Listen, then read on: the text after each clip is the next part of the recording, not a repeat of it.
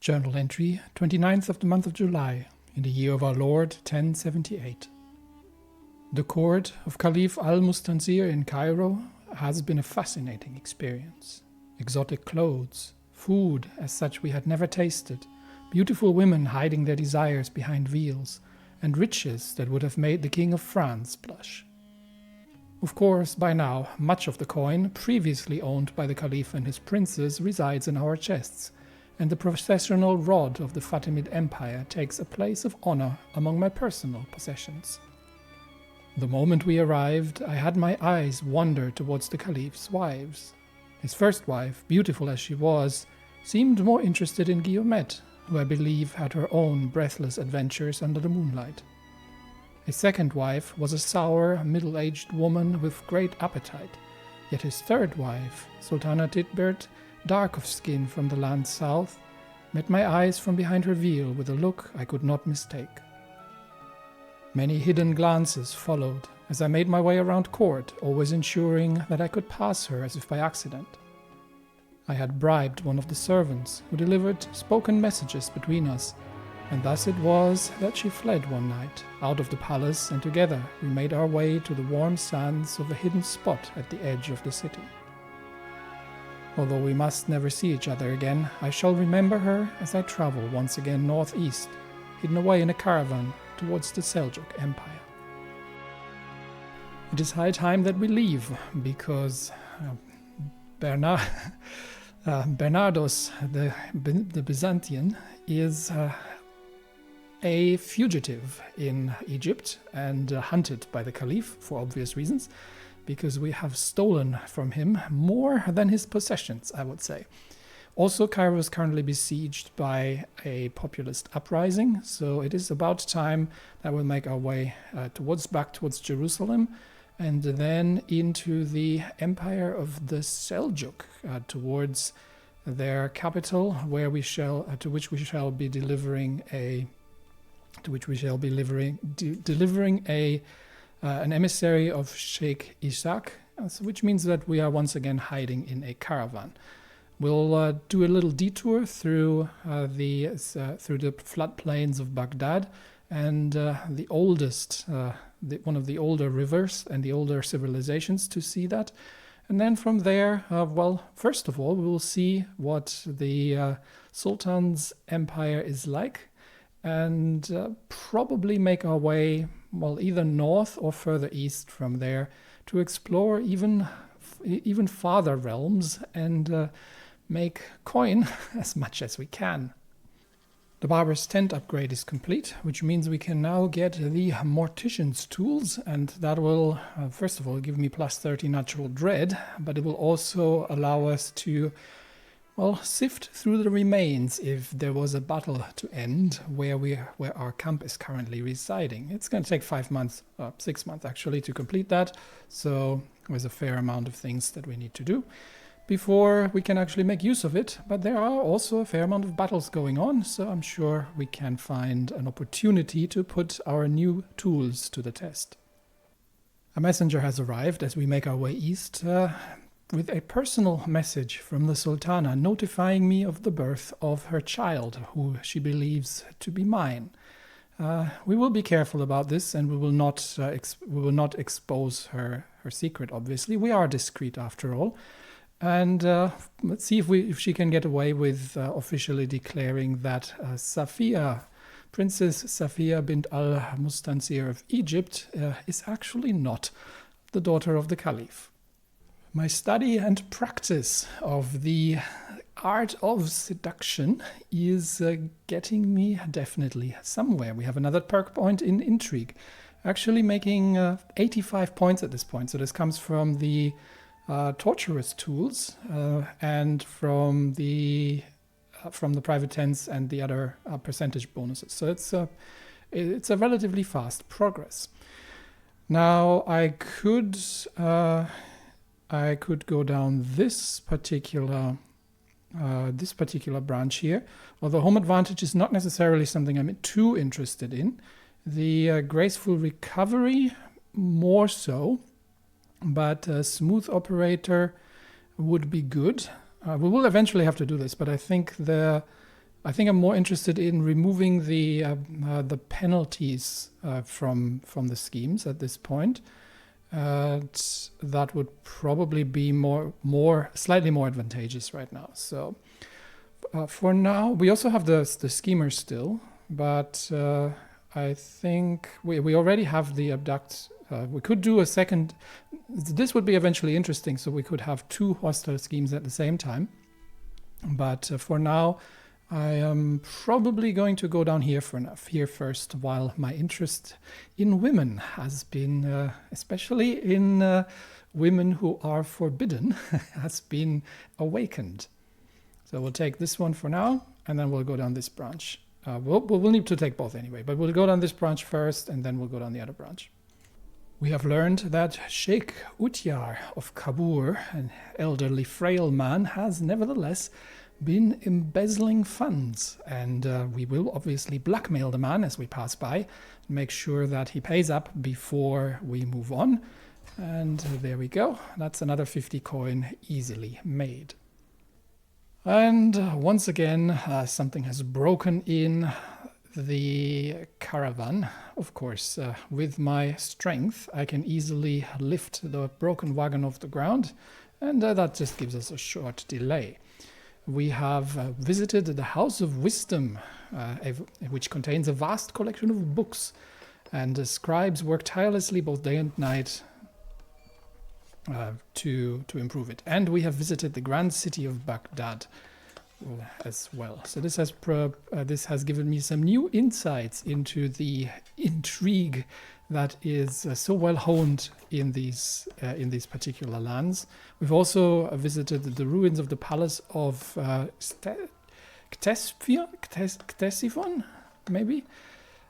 So more intrigue lifestyle that we've taken along here. But now we'll be leaving the caliphate and making our way towards the capital of the Seljuk Empire, and that will be in Rai, where we meet the Sultan. Winter has broken, and we have made stop in the city of As-Saimara of in the Kurdish lands, when, as I turn for the night, I hear some commotion coming from around my guards. I can scarcely believe my eyes as I behold Nard, a member of Faris's own court. Faris is the leader of this particular domain, in the source of his disturbance as he argues with my bodyguards. He calls out to me from the far end of the camp. "Please hear me out, Lord. Life at court is such a bore, I cannot stomach another day of it. I wish to join you on the endless road ahead, if you would have me." We will see. We'll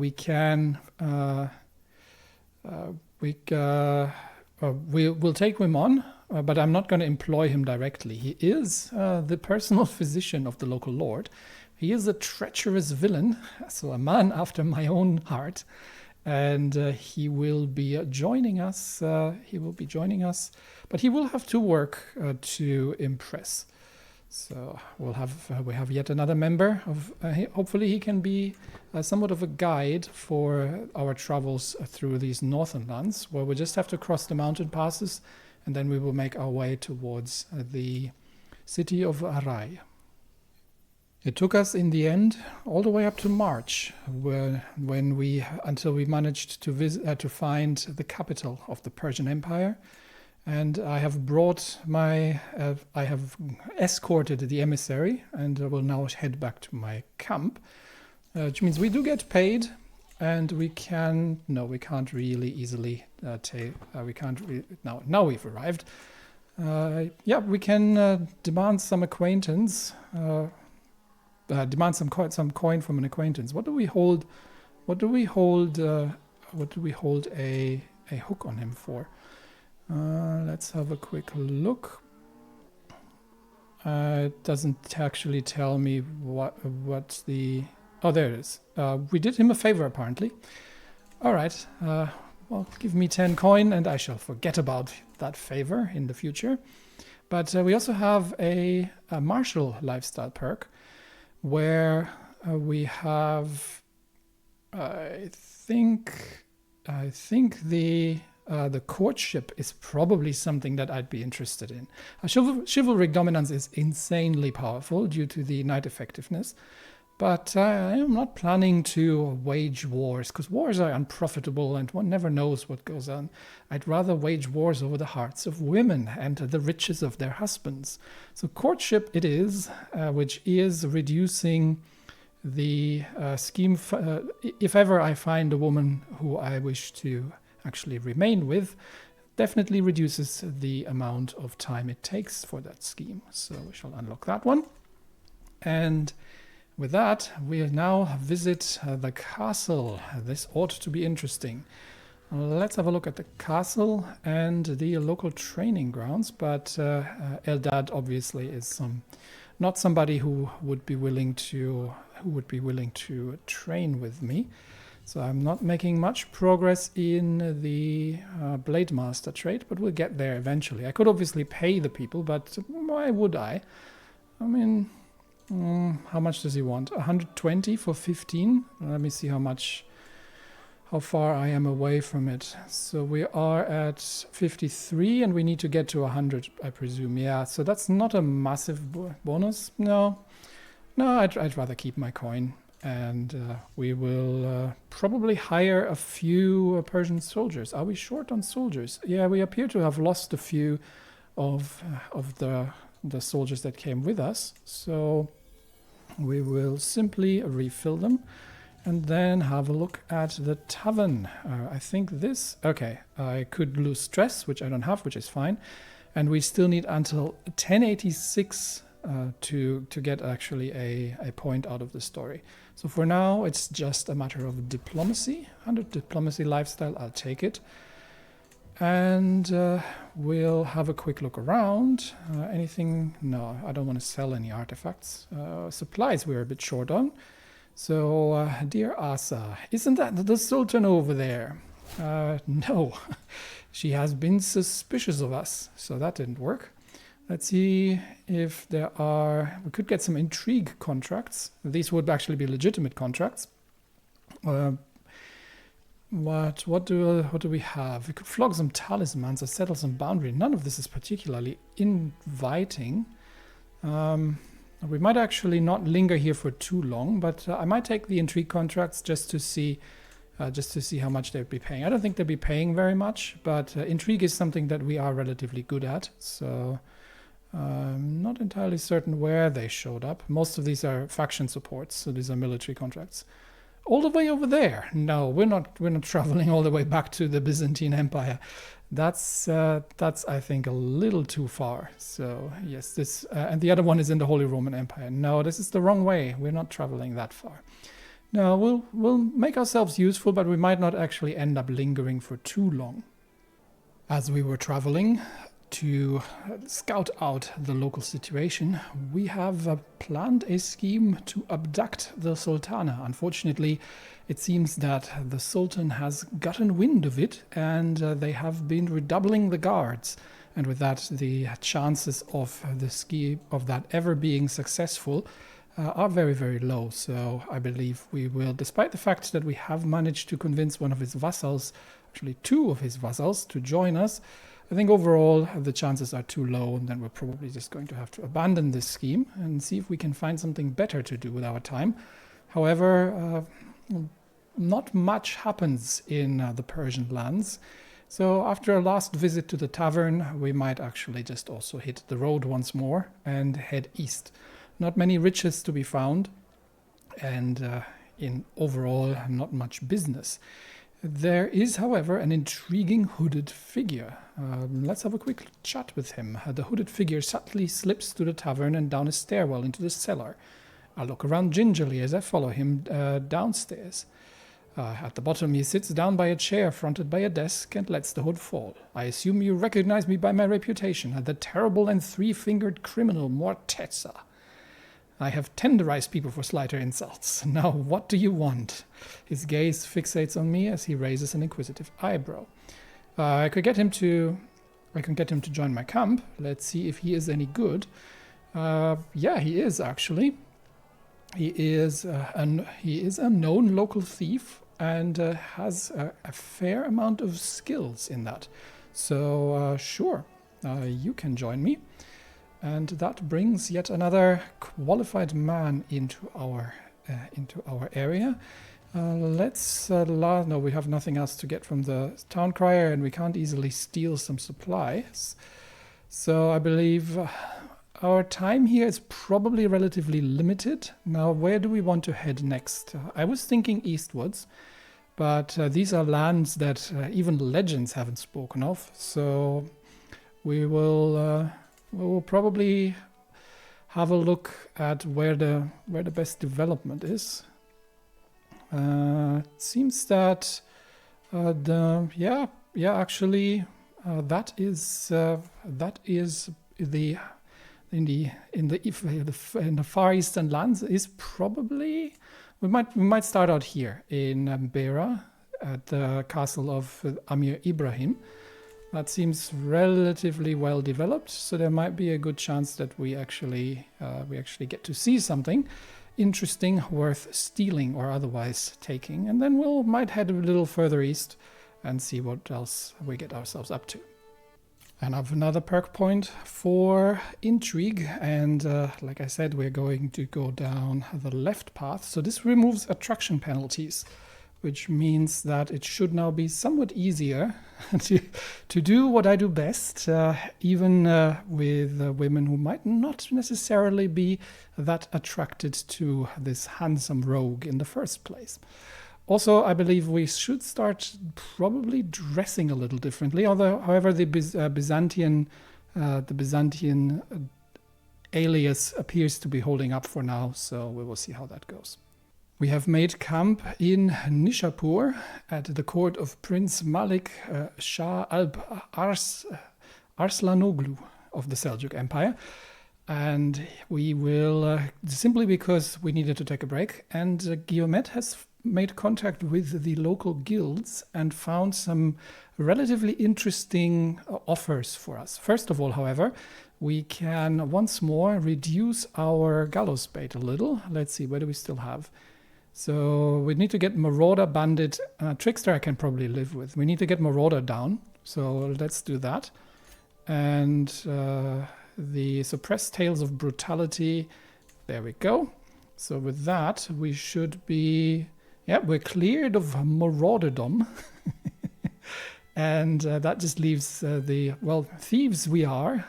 But there are some interesting options here for thieves to execute. Prince Malik Shah has informed us that he will reward anyone willing to return what is rightfully his, the Seljuk house banner.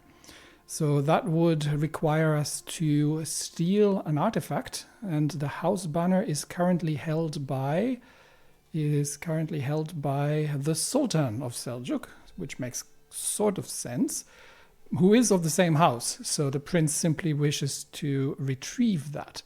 The Sultan actually being his father. So he wishes for me to steal from his father. That can be arranged, but he offers a measly 160 gold for that, which is not particularly large. The prince himself is a bit of a reclusive personality, and as such, I have cast my eyes on the prince's wife, who seems to be somewhat bored with the lack of attention she gets from her husband. So we will see, but we'll make ourselves otherwise useful if I can find some time to entertain her somewhat. That said, there is also a treasury that we have heard of. Guillemette has linked up with the local thieves guild, and we have a lead to rob Atabeg Togan Shah of Herat blind. So I think that is the more lucrative opportunity. So we will do that instead. So we have organized things a little bit, and we have gotten our group to work. We have the effort to burgle the treasury, and that is an effort that I will actually be leading myself. We've got our latest member Mortesa with that, so he's probably going to be doing a good job with the locals. We've got Rimbaud the Evil to take care of, together with Guillemette herself, to take care of trying to develop a plan to steal the artifact from the Sultan. Unfortunately, the Sultan has redoubled his guards, so there's a 50-50 chance if that is ever going to come to pass. And of course, I'm trying